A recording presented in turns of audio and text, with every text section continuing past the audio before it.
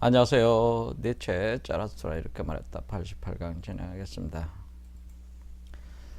지난 영상에서 니체는 자라투스트라의 입을 빌려서 세상의 그 거짓 선지자들, 포센나이서들, 바로 광대들이 끊임없는 소음을 일으키고, 그리고 그들을 위대한 자들로 추종하는 시장의 파리떼들, 무리 군중들의 그 독벌레, 독파리 같은 어떤 그런 쏘임들에서 우리 이버맨시의 삶을 추구하는 사람들은 은둔해야 할 것을 요청을 했는데요. 그래서 고독으로 들어가라는 거죠. 자신의 고독으로 달아나라. 그렇게 할 때 그 얘기는 우리 자신의 그 내면의 세계로 들어가라고 하는 거죠. 그래서 그 형태를 잘 표현해 주고 있는 게 우리가 이제 타로 카드의 메이저 아르카나 22장 중에 9번에 해당하는 바로 은둔자 카드, 더 헤르밋 카드. 그래서 제가 설명을 드렸어요. 은둔자가 어떤 의미인지. 다시 좀 보강을 해서 설명을 드리면은 이 은둔자는 그 두건을 쓴 온몸을 가린 그 하얀 수염 을 날리는 그 노인이 지팡이를 들고 등불을 들고 있습니다. 여기 보면은 우리가 이 등불이 이 모양이 그 육각형 육면체에 육각별이 그려져 있기 때문에 바로 이 6개의 차크라에 우리 몸을 의미한다는 걸 알 수가 있어요. 그래서 여기에 각 그 차크라는 일종의 그 등잔에 해당되기 때문에 등잔불이 타오르는 거죠. 올빼미는 우리가 이제는 밤에 활동하는 그 새죠. 새기 때문에 또 지혜를 상징하기 때문에 우리가 지식이 성장해 나가는 것을 표현해 주는 겁니다. 지팡이는 우리의 그 척추를 의미하기도 하고 가운데 중맥선을 의미하기도 합니다. 지팡이는. 매우 동그랗게 이렇게 있는 거 별들이 있죠. 이거는 우리의 아스트랄 세계, 그러니까 우리의 심리가 작동하고 있는 가상 세계인 아스트랄계의 선천 세계를 형성한 것. 그런데 그 아주 높은 산 설산 꼭대기에 이제 올라가 서 있죠. 그래서 이 바위산들인데 그 꼭대기에 올라가 있습니다. 하얀 빛으로 빛나는 설산으로. 그래서 이 산은 요 산을 의미하는 거죠. 요 산은 이 아래로부터 쭉 올라오는 개념이죠. 그래서 우리 그 한국에서 이걸 이제 태백산이다 그렇게 표현해요. 태백이라는 말 자체가 태초의 세계를 여는 백산이다라는 겁니다. 그 흰백자잖아요. 태초를 열게 되는 요 우주 알이 하나의 태초의 알에 해당해. 태초의 알이 있는 백산, 하얀 산, 설산을 의미하는 거다. 태백산.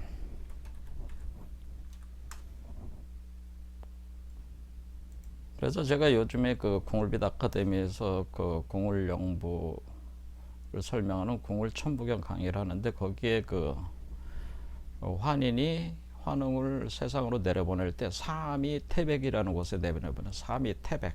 요 태백이라는 말이 이런 개념이라는 거죠. 태백산이. 그래서 요 알을 가리켜서 우리가 태백 금성이다라고 이렇게 표현을 하는 거예요. 그래서 우리가 고독으로 침잠하라, 내면 세계로 들어가라, 은둔하라는 얘기는 여기 내면 세계의 이런 형상으로 이제 들어가는 개념이라고 하는 거죠. 그래서 이 노인이라고 하는 우리 고대의 지혜가 지혜의 빛이 위버맨시로 그 육화 형상화되면서 나오게 한다는 그 개념이 되는 거죠. 이게 이런 개념이 되는 거죠. 이렇게 이런 공간에 이렇게 들어가는 이렇게 올라오는 개념. 그러니까 결국 위버맨시를 그 밀실에서 우리의 자궁에서 수태 분만하기 위해서는 바로 내면으로 들어간 고독한 삶, 은둔자의 삶을 추구를 해야 된다고 하는 것이죠. 그래서 마지막 부분에서 예냐 아니냐 그런 세계가 아니라는 거죠. 이건 선악을 통합해 가지고 선악의 피아내로 나가는 거기 때문에 이원론적 세계가 아니다. 예냐 아니냐가 성립되는 세계가 아닌데 이 세계의 그 광대와 그 시장의 파리떼들은 끊임없이 위법의식 추구 삶을 추구하는 사람들에게도 예냐 아니냐라고 끊임없이 압박을 준다고 하는 거죠. 근데 우리는 그 위법의식 삶을 추구하는 사람들은 예와 아니야. 그러니까 정치적으로 보수냐 진보냐가 아니라는 거죠. 이런 개념으로는 우리가 보수냐 진보냐는 이런 이원적인 어떤 개념으로는 현재 인류가 당면하고 있는 문제는 풀 수가 없습니다. 이제는 여기로부터 이제 벗어나야 되는데 자꾸 그 세계에 보수냐 진보냐 선악이냐 예냐 아니냐라는 걸 끊임없이 그 말하기를 요구당하면서 시달리게 된다고 하는 겁니다. 그러나 그 무의미하고 무가치한 개념이라는 거죠. 보수냐 진보냐 하는 것도 무의미하고 무가치하다. 우리 이범희씨의 삶을 사는 사람들 입장으로 볼 때는 박정희도 아니고 노무현도 아니다라고 하는 겁니다. 자, 그러면은 지난 시간에 이어서 읽어보면서 진행을 해보겠습니다. 모든 깊은 샘의 체험은 더디다. 무엇이 자신의 깊은 곳으로 떨어졌는지를 알아내려면 샘은 오래 기다려야 한다. 자, 깊은 샘의 체험에 대해서 얘기를 했습니다. 깊은 샘.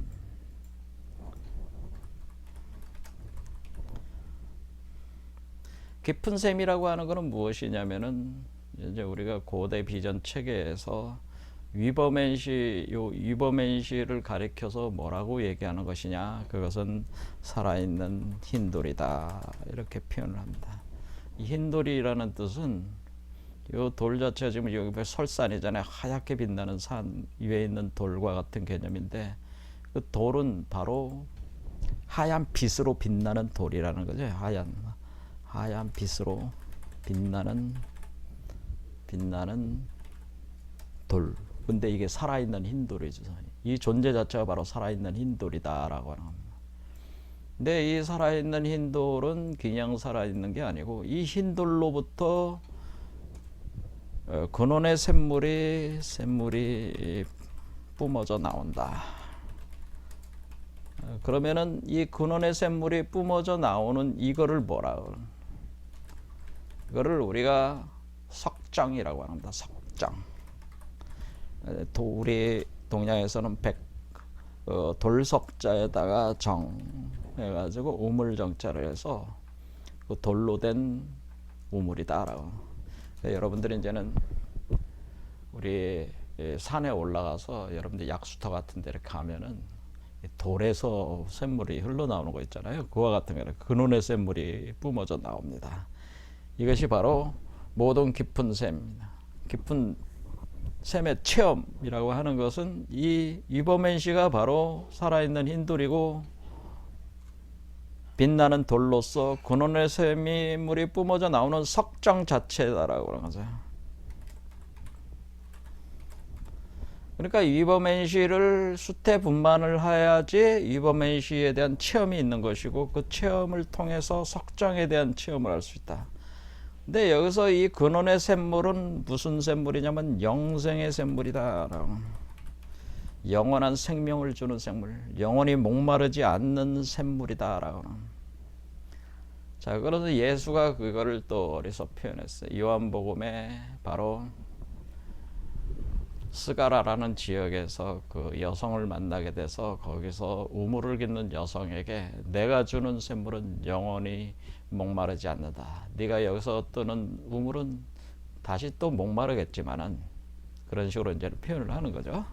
그러니까 영원히 목마르지 않는 샘물을 마시게 된다. 그때 우리가 이걸 석정이다 하려는 거죠. 자, 그러면 이런 체험을 이제는 하게 되는 거죠. 위버맨시가 바로 그리스도고 메시아입니다. 그래서 자신의 깊은 곳으로 떨어졌는지 무엇이 자신의 깊은 곳으로 떨어졌다 하는 뜻은 뭐냐면은 우리가 바이블에 또 나오기를 어떤 식으로 나오면은 건축자가 버린 돌이 모퉁이의 머릿돌이 되었나니 이런 표현이 있다. 포도 농사와 관련돼 가지고 마지막에 나오는 구절인데 이 이치를 제대로 이해하시는 분도 별로 그렇게 없다라고 하는 겁니다. 기독교인들도 잘 몰라요. 이 건축자는 누구를 얘기를 하는 거냐면은 우주 건축자는 우주의 창조자죠. 이 존재를 얘기하는 겁니다. 건축자.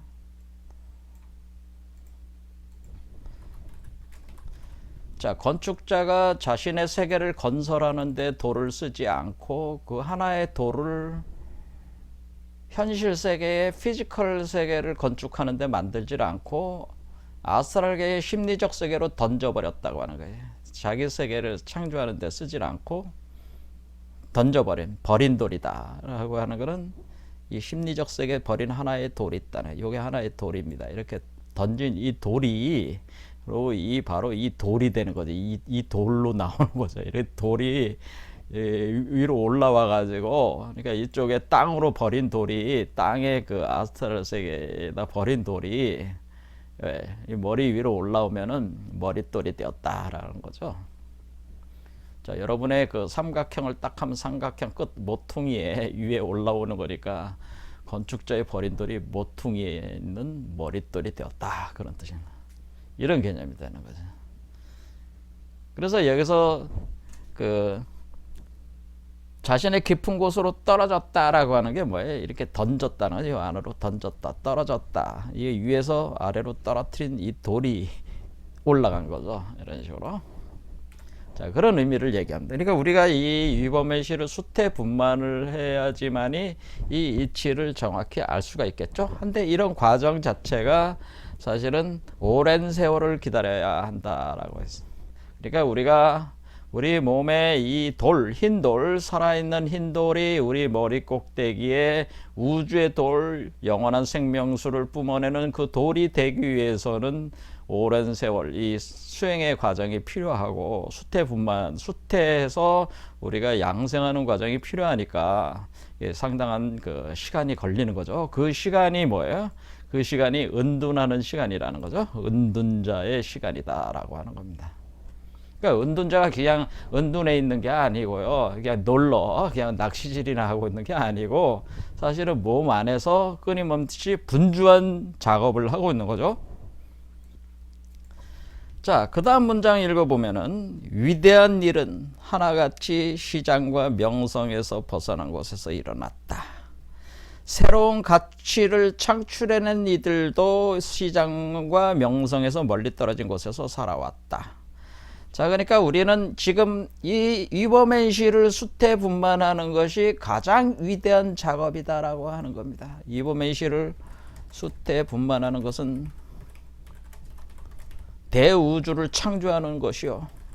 대우주를 창조하는 작업이니까 이거는 그 누구도 하지 못했던 위대한 작업이다. 이게 위대한 일이고 작업이다. 그래서 이 도를 닦는 공부를 하시는 분들은 이 위범의 수태분만 과정을 뭐라고 표현하냐면은 남아 대장부로 태어나서 모든 것을 걸고 할 만한 일은 바로 이 일이다, 이렇게 표현했어요. 그러니까 여러분들이 세상에서 하는 일들은 다 무가치한 것이고 사실은 가장 그 위대한 일은 위범의 시를 수태분만하는 거예요. 대우주를 창조하는 작업이란 말이에요. 그러니까 이 위대한 일을 하는데 뭐예요?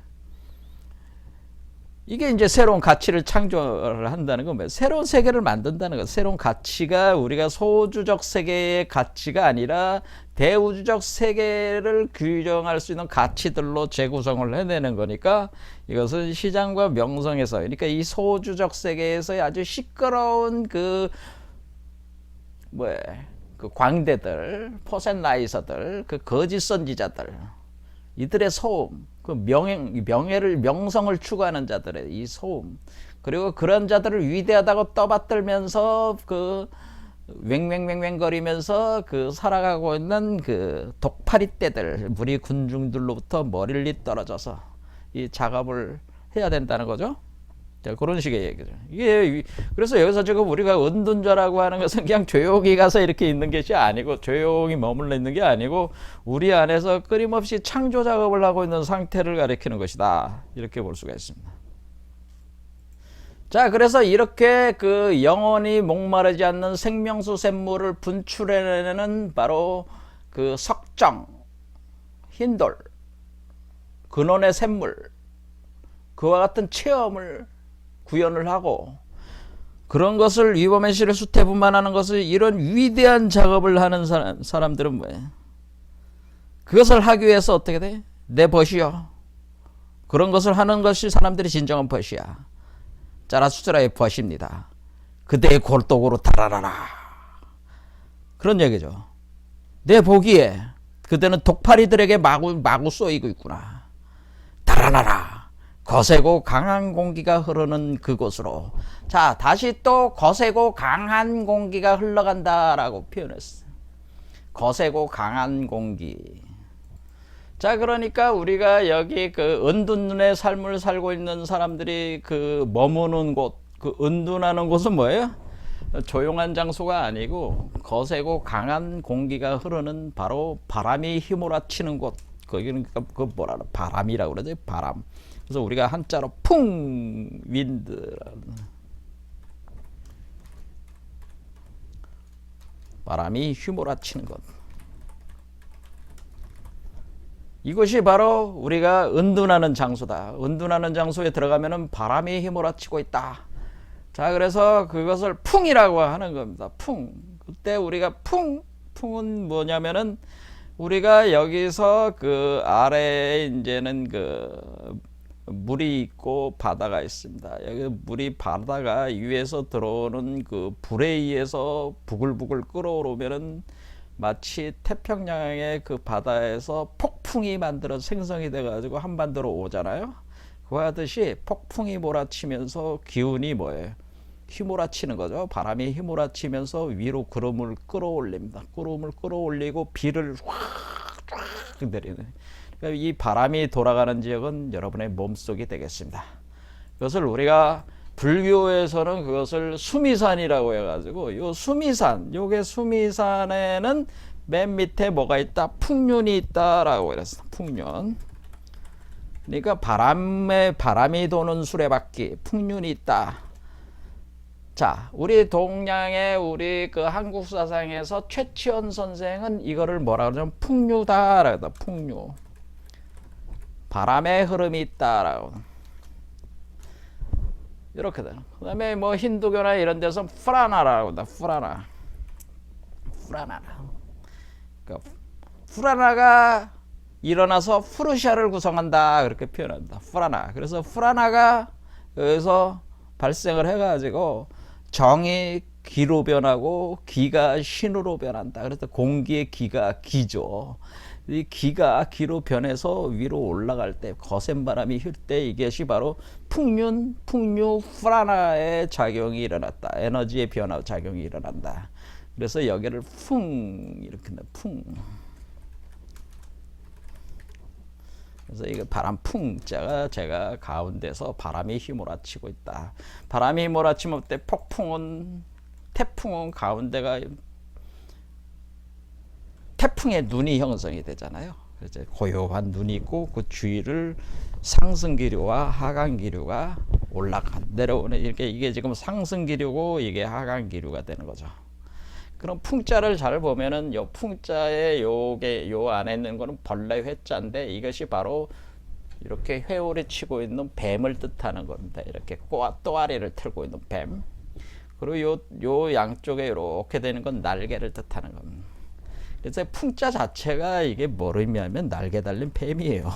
이게 지금 날개 달린 뱀이 올라가고 있는 거죠. 이게 뱀이 땅 속에 있다가 물 속에 있다가 지금 뭐야? 이게 날개를 달고 올라가고 있는 거를 뜻하는 거예요. 그 올라가서 어떻게 되게 봉황으로 변해 나가는 거죠. 이런 식으로. 그래서 날개 달린 뱀이 올라가고 있는 형상이 바로 바람이다라고 하는 겁니다. 그래서 원래 풍과 바람풍, 우리가 이제 바람풍 이렇게 할 때 바람은 뜻이고 바람풍 이렇게 할 때 바람과 풍은 어원이 같다 인 거예요. 그리고 바람과 뱀은 어원이 같다 이렇게. 이제 언어를 좀 아시는 분들은 요건 알아요. 바람과 뱀은 어원이 같아요. 그래서 이게 날개 달린 뱀이다 이렇게 표현은. 그래 원래 풍자는 봉황을 뜻하는 글자였어요. 이게 봉황이 새가 날아가는 그런 하늘. 그러니까 바람을 타고 지금 뭐예요? 이 독수리가 날아오는 거죠. 요 그림으로 보면은. 자 여기 보면 이렇게 산 위로 이 삼각산 위로 독수리가 이렇게 날아오르는 그게 이 상이 지금 자연물의 상이 요게 이제 요 산이고 그렇죠? 여기 날개 달린 요게 이제 독수리라 그런 얘기죠. 요런 형상이 되는 거고 요게 여기 보면은 요 산이 요거라 생각하시면 되고 요 새가 요거라 보면 되고 여기 지금 노인네가 지금 설산 꼭대기에 있는 걸 뭐 산 꼭대기에 있는 거나 마찬가지란 말이에요. 이게 다 올라온 거란 말이에요. 이게 그렇죠. 그래서 올빼미가 여기서는 뭐예요? 지혜 새를 뜻하는 거니까 독수리보다는 지금 이제 올빼미로 표현한 거죠. 지혜의 성장 과정을 통해 이게 되는 거니까.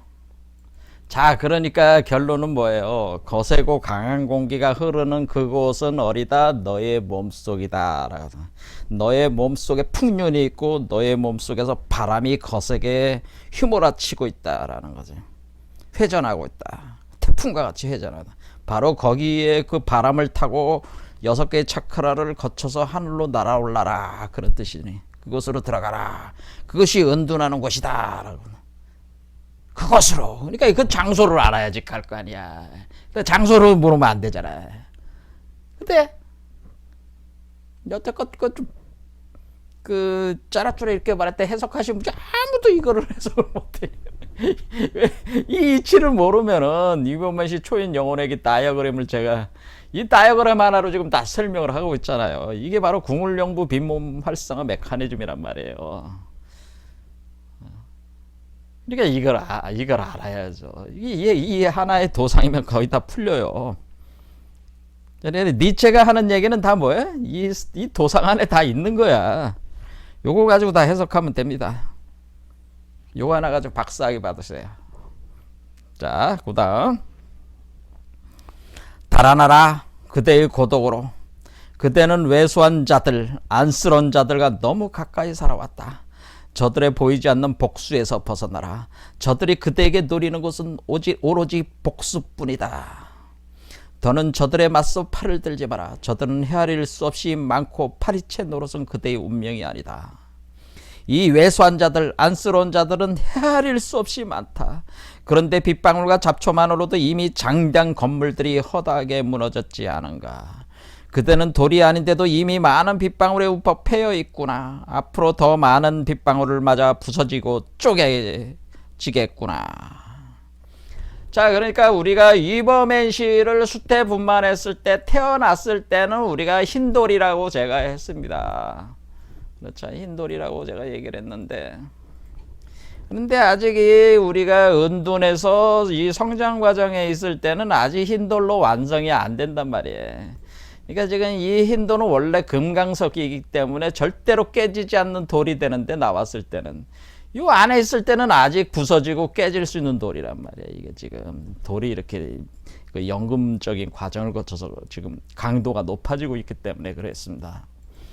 그런데 이런 상황에서 지금 세상 사람들과 이렇게 어울려서 시장의 파리떼들 속에서 살아갈 때에 시장의 파리떼에 있는 자들이 끊임없이 고통을 준다고 하는 거예요. 이버맨시의 삶을 사는 사람들을 끊임없이 시달리게 만든다니.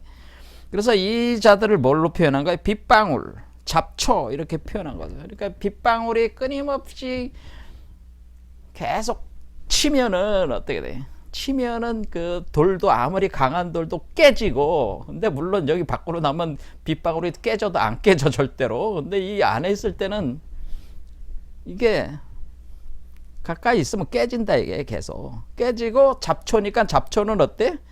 잡초는 원래 그때 바위가 깨지는 게 잡초가 뿌리를 내리면서 깨지잖아요. 이렇게 깨지는 게 이렇게 이 바위를 깨뜨리니까 지금 이건 뭐예요? 원래 이게 석정 돌이라는 얘기를 제가 했잖아요.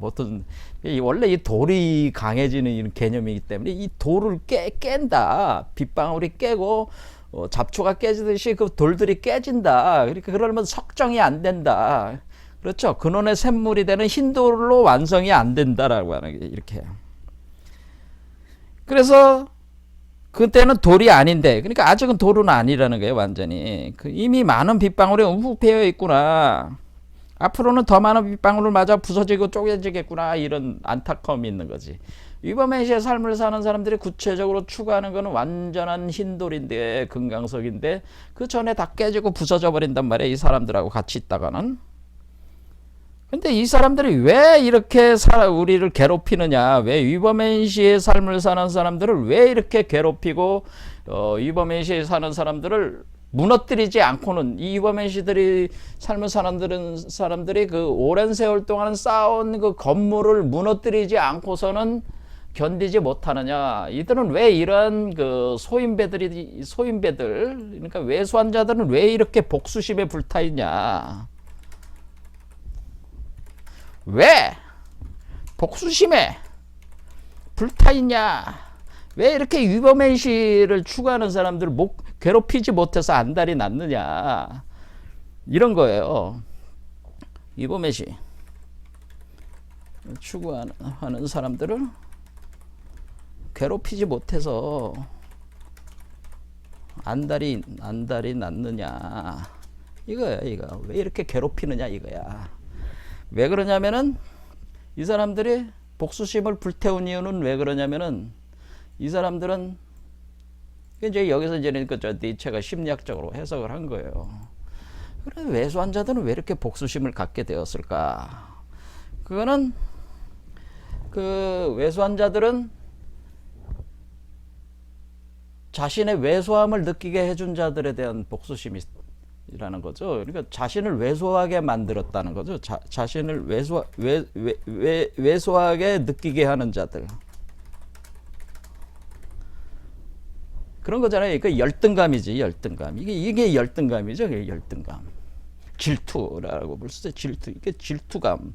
열등 의식이라는 거, 열등 의식. 그러니까 뭐냐면, 위버맨시의 삶을 사는 사람들은 그 이 세계의 시장의 파리떼들 무리군중들이 사는 삶, 또는 거기 이 사람들이 추구하는 그 숭배하고 있는 그 광대 같은 그 포젠나이저들, 이런 자들이 벌이고 있는 이 미친 짓들을 한마디로 무가치하게 본다는 거죠. 이게 그래도 위버맨시 사는 사람들은 이 세계가 무가치하고 무의미하고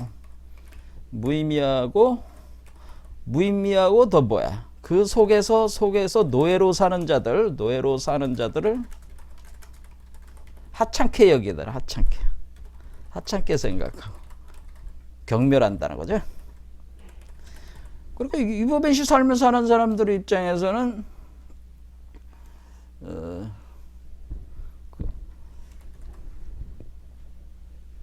그거를 이런 식의 생각을 가지고 있는 거잖아요. 이렇게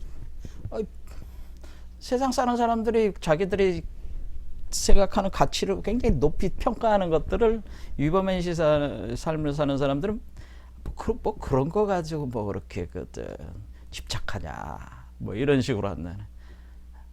왜 이렇게 너 자신의 그 본성도 모르고 왜 이렇게 그 노예처럼 사냐. 지금 제가 하는 말을 제가 하는 거죠. 왜 이렇게 소인배가 돼버렸냐. 왜 이렇게 왜소해? 너는 왜 그렇게 왜소하냐? 왜 그래? 너 자신이 누군지 몰라? 왜 모르는 거야? 뭐 이런 식으로 이제 그걸 이제는 얘기를 직접적으로 안 해도 왜소한 자들은 그거를 이제는 느끼게 되는 거죠. 그러면 그 위버맨시의 삶을 추구하는 사람들 옆에 있으면 자기가 쪼그라드는 느낌이 드는, 자기가 왜소해지는 거야. 그러면 열등감이 생기는 거야. 그러면 어떻게 돼? 그 열등감은 질투심이 되는 거죠. 열등감은 질투심이 되고,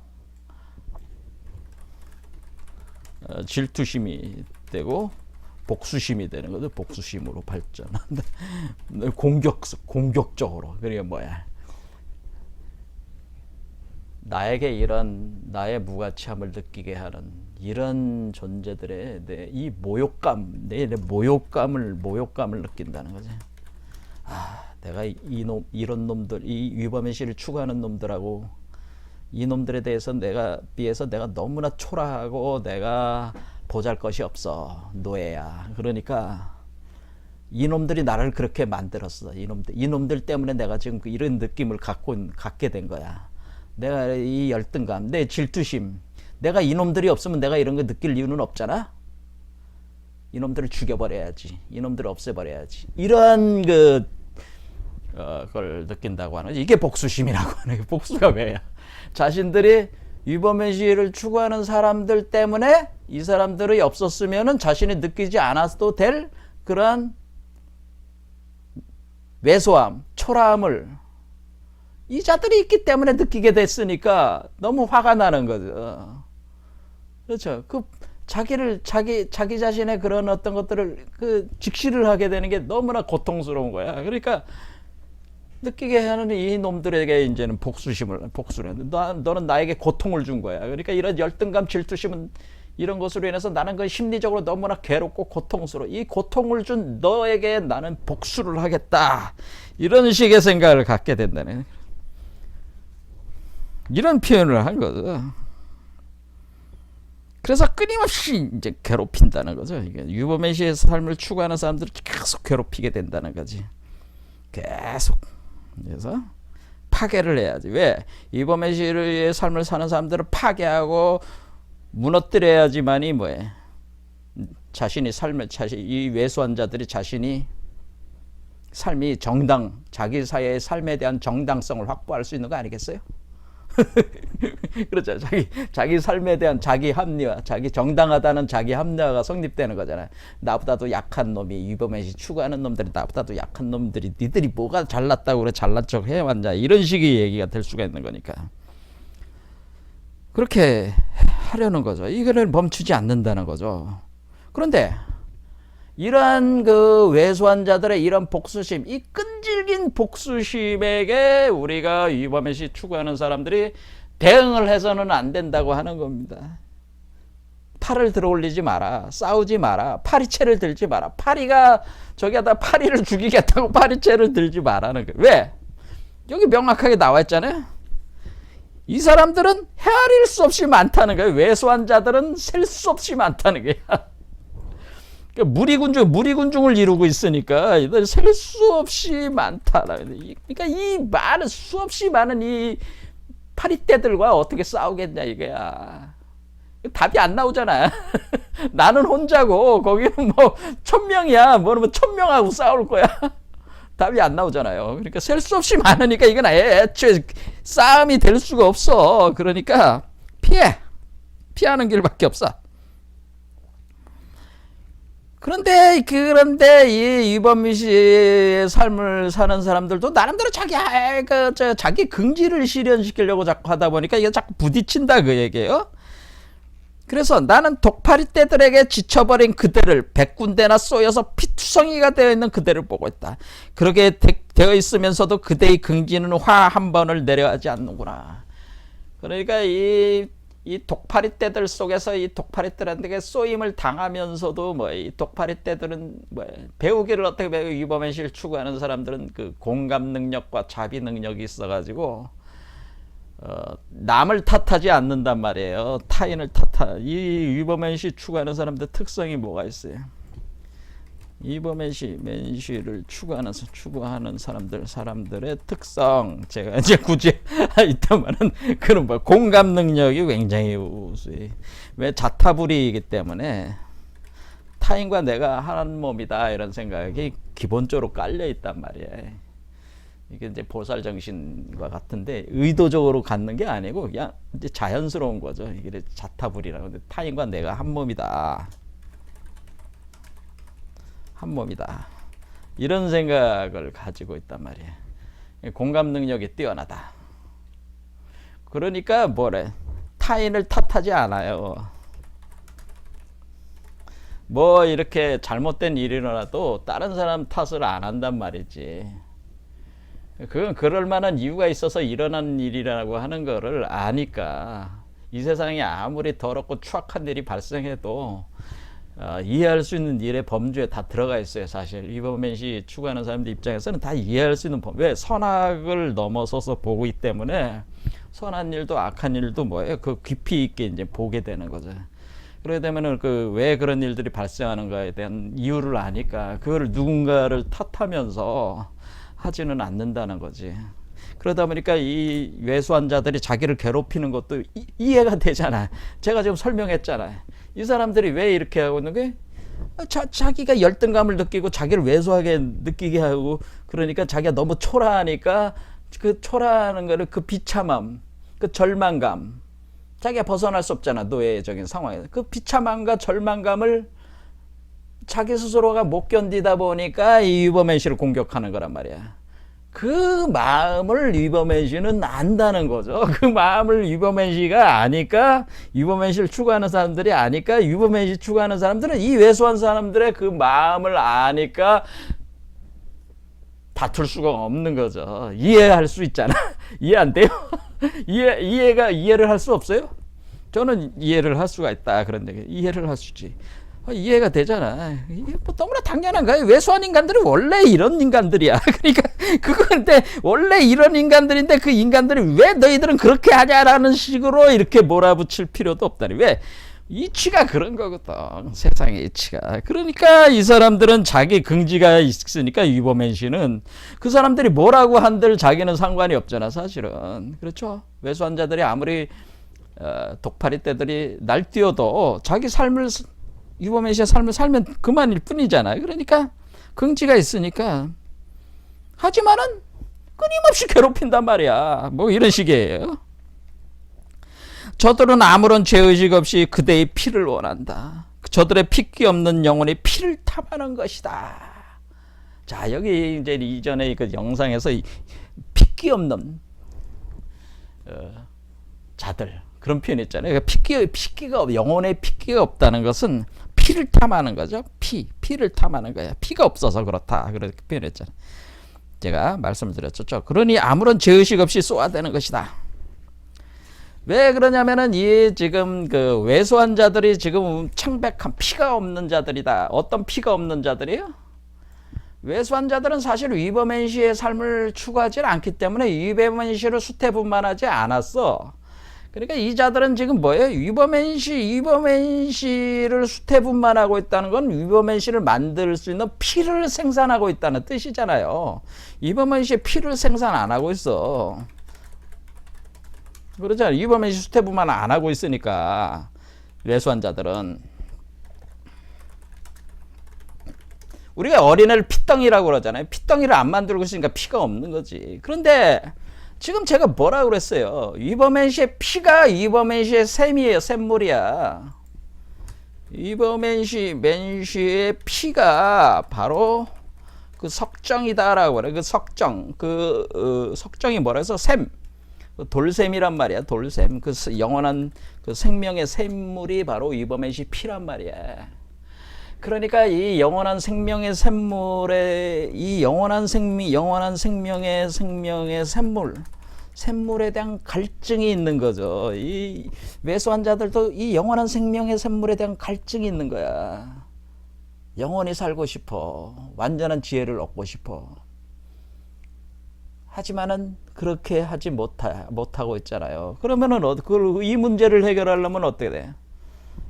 이 갈증을 해결하려면 그 피를 생산하는 사람과 그 석정, 돌샘물을 생산하는 사람들을 피를 빨아먹어야 되잖아요. 피를 빨아먹어야 돼. 갈증이 생기니까 자꾸 피를 빨아먹어야 되는 거 아니? 그렇죠? 그 샘물을 마셔야 되니까. 계속 갈증이 생기거든, 이게.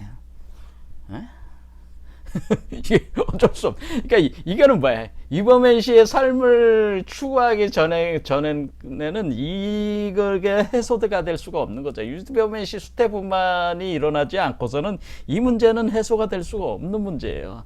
근데 자기 스스로 위버맨 씨를 수태분만하는지 못하니까 바로 피를 빨아먹는다.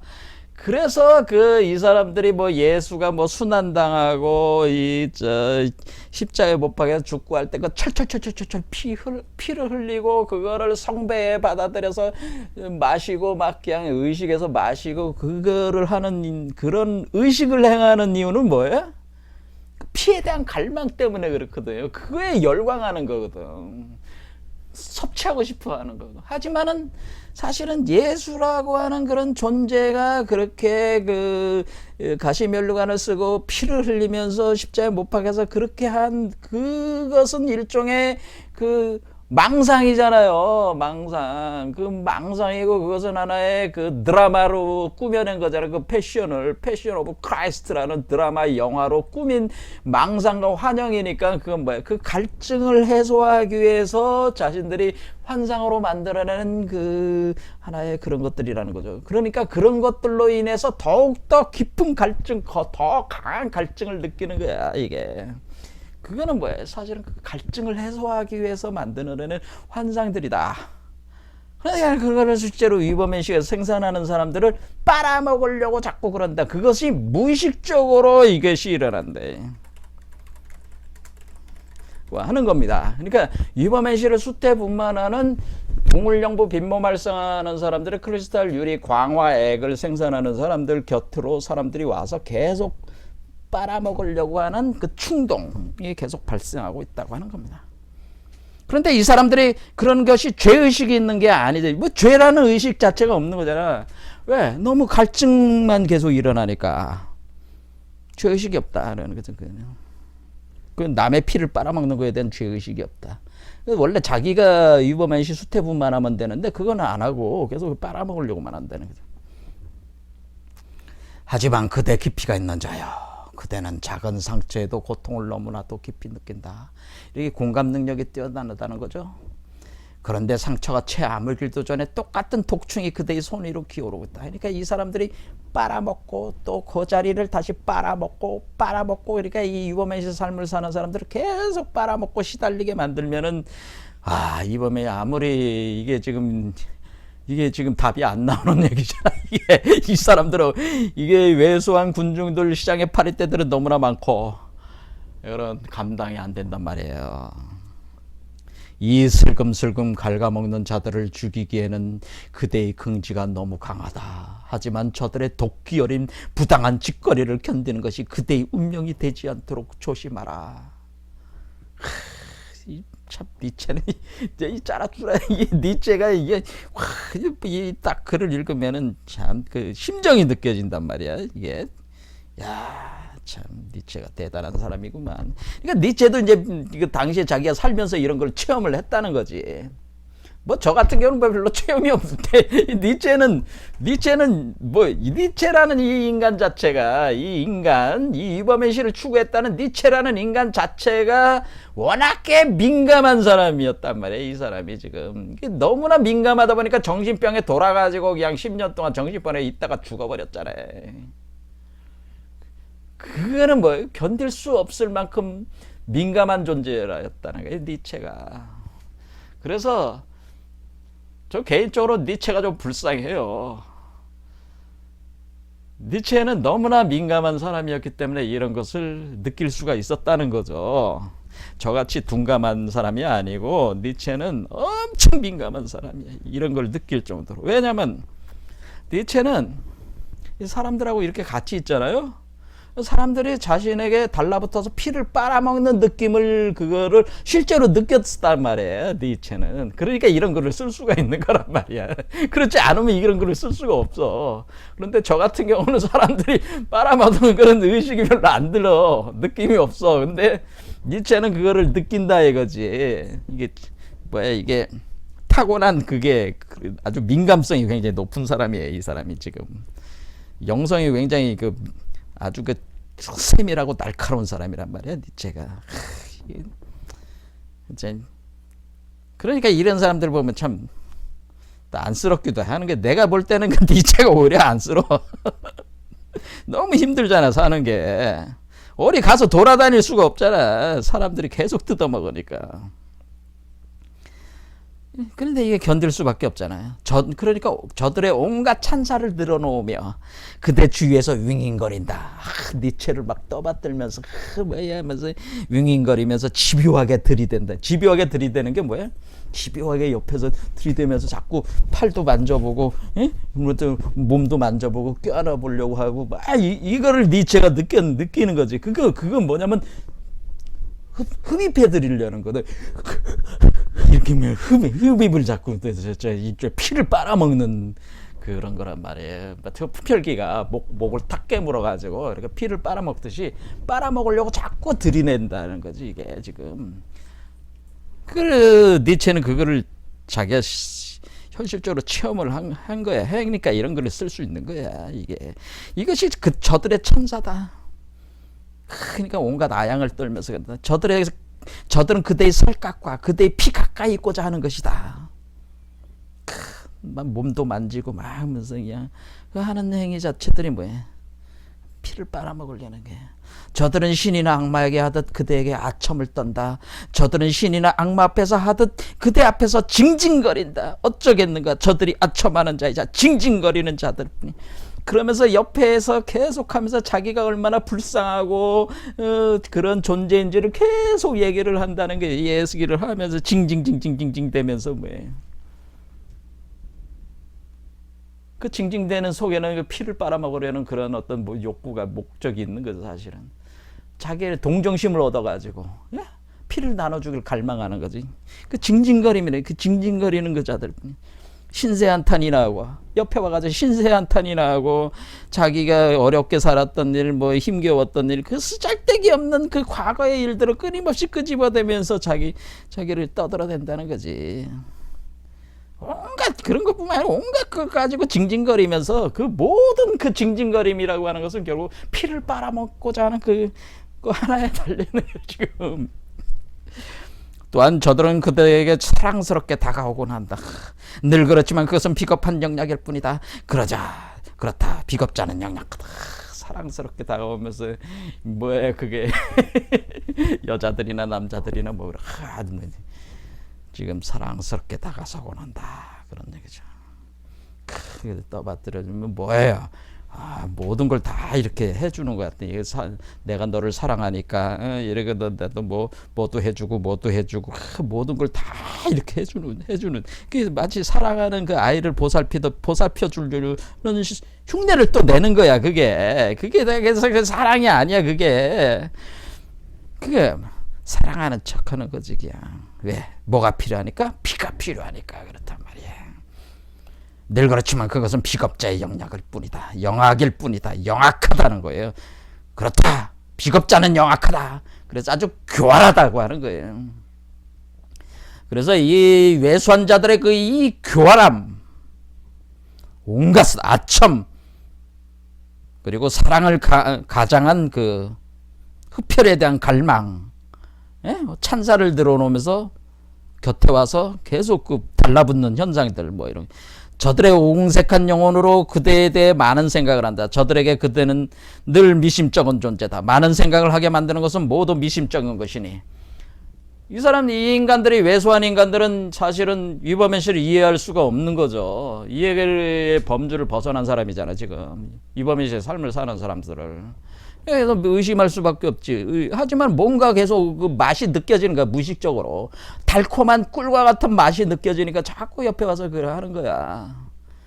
저들은 그대가 갖추고 있는 온갖 덕을 구실로 그대를 응징한다. 저들이 온전히 용서하는 것은 오직 그대의 실책뿐이다. 그러면서 뭐해? 니체 같은 사람이 이거 이범희 삶을 사는 사람들이 이 얘기를 할 때에 그것이 모든 어떻게 보면은 이 외소한 자들을 무가치하고 초라하고 그 비참하게 만드는 그 언설들이 이렇게 나가는 거니까 사실은 내부에는 뭐예요? 복수심을 가지고 있다고 하는 거예요. 니체는 이런 인간의 이런 심리를 너무나 잘 파악을 했어요. 그래서 그대의 성품이 너그럽고 꼴고다서 저들이 외소하게 사는 것이 저들 탓은 아니지? 라고 이렇게 유범의시의 삶을 사는 사람들은 생각한다는 거지. 이해를 할 수 있는 범주야.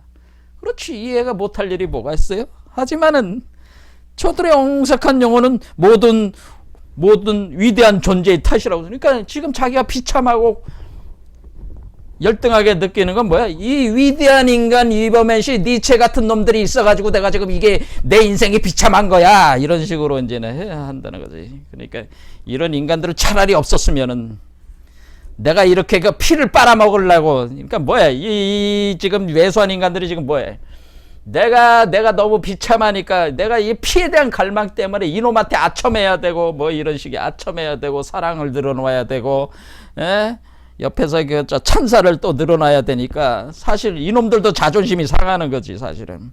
차라리 없었으면은 괜찮겠네. 내가 안 가진 걸 가졌잖아 이놈의 새끼는. 그 유버맨이라는 놈이 유버맨 추구하는 놈들은. 그러니까 이제 열받는 거지.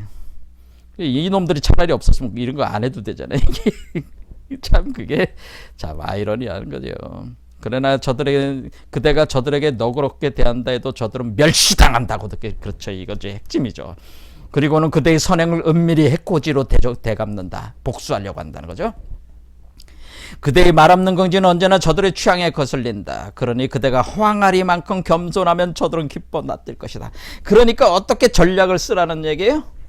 바보처럼 멍청이처럼 살아라는 얘기입니다. 그러니까 겉으로 이버맨시 추구하는 사람들은 맨시를 추구하는 사람들은 남들이 보기에 바보 멍청이처럼 꾸미고 살아라. 조용하게. 그렇지 않으면은 달려든다. 피 빨아먹으려고 달려든다. 그러니까 겸손해라. 그러니까 호황아리만큼 겸손해라. 제가 이거 잘 쓰는 전략이거든요. 저는 일단은 나를 바보처럼 멍청이처럼 꾸며가지고 상대방이 오면은 이 왜소한 자들은 자기를 위대하게 보이기 위해서 이렇게 막 온갖 치장을 막 한단 말이야. 그럴 때는 대단합니다. 야, 저보다 몇 수 앞이네요. 너무 뛰어나십니다. 이런 식으로 부추기는 게, 그래, 나는 바보입니다. 나는 멍청입니다. 나는 당신보다 못합니다. 이렇게 해줘야지 저놈들이 날 괴롭히지 않는다. 그런 얘기예요. 지금 그러니까 유버맨시들은 이렇게 호황아리만큼 겸손해야 된다. 전략을 써야 된다. 그렇게. 그럼 저놈들은 내가 이 인간보다 내가 낫네. 유버맨시보다 낫네. 에? 그렇게 기뻐 날뛴다. 이게 왜소한 놈들이. 그러죠. 우리가 어떤 얘기 알아차린가 그것을 우리가 그 얘기에서 불타오르게 할 수도 있다. 자, 그거는 복수심이죠. 이 복수를 불타오르게 할 수 있어. 그러니까 복수심이 불타오르게 하면 안 돼. 그러니까 조심해야 돼. 왜소한 자들을 조심하라. 그대 앞에서 저들은 왜소하다고 느낀다. 바로 이제 그리하여 저들의 비열함이 그들을 향해 희미하게 타오르든지 활발 타오르든지 하는 것이다. 눈에 보이지 않는 복수로서 말이다. 그러니까 복수심이 일어나지 않게 하라. 야. 그러니까 뭐야? 허황아리만큼 겸손을 떨면서 눈 내리 깔고 어떻게 바보 멍청이처럼 가장을 하라 이거예요. 그래야지 이게 저놈들의 그 복수로부터 벗어날 수 있다는 거야. 그대는 눈치채지 못했는가? 그대가 저들에게 다가갔을 때 저들이 얼마나 자주 말을 잃었는지를, 저들이 기력이 쓰러져가는 불꽃의 연기처럼 빠져나갔던 것을. 그러니까 이게 지금 이버맨시의 삶을 사는 사람들에 비해서 너무나 무가치하고 수준이 낮은 사람들이다 보니까 사실 같이 얘기를 하면은 얘기할 필요도 없지 사실은. 왜냐면은 이버맨시 사는 사람들 볼 때는 왜소한 사람들은 그냥 무가치한 삶이니까. 그러니까 그 사람들은 그러니까 왜소한 사람들도 말을 잊어버리는 거지. 자기가 잘난 척했던 모든 것들이 무가치한 거니까 사실은. 그러니까 말을 잃어버리는 거지. 잘난 척을 못하는 거지 더 이상. 유버맨시 앞에서는 잘난 척 못한단 말이에요.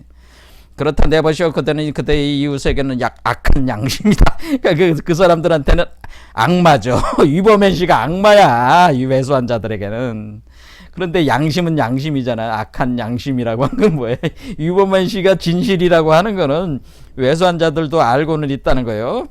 네, 무의식적으로. 저들이 그대에게는 가치없는 존재이기 때문인데 바로 그러기에 저들은 그대를 미워하고 기꺼이 그대의 피를 빨려고 하는 것이다.